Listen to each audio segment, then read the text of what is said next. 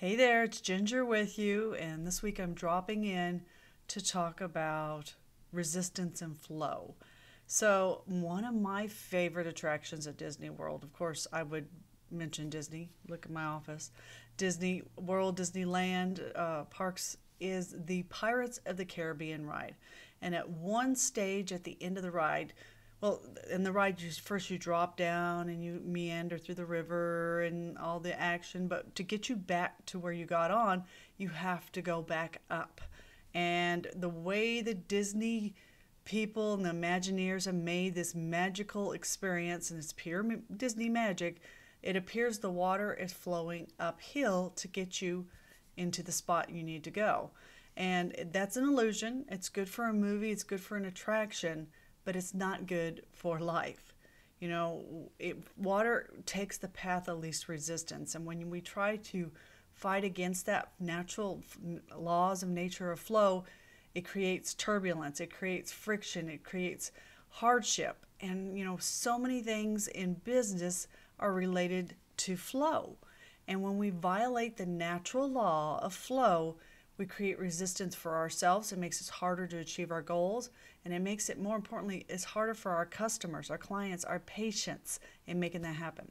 So I've come from a background of dentistry for many years, and while what we talk about in there makes for tremendous results, we have found that those same principles relate and transfer to other service-based businesses. So if you're in a service-based business, you're in the business of helping people. So if we create resistance for them, it's harder for them to say yes. So when they decide to call, click, go to your website, fill something out, and come in for services or approach you for services, we have to maintain that flow. Now, just like a river, we can take little peaks and little turns here and there as you need to create new avenues.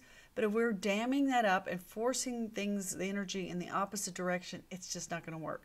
So if you're struggling to get people to say yes to your services, if you have struggle for getting the phone to ring, if you have struggle in your own life or the way you do things, then we've got a flow issue.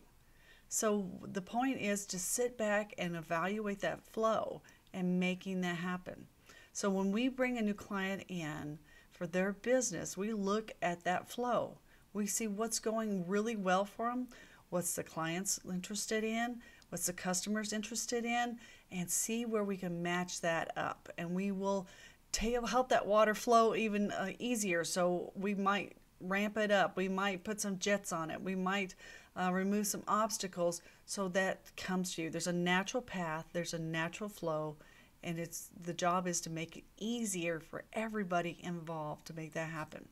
So I urge you to book a complimentary get acquainted call where we can talk about the flow of your office. One of me or one of my coaches will discuss that with you and what things you can do to improve that flow in your office and making that happen.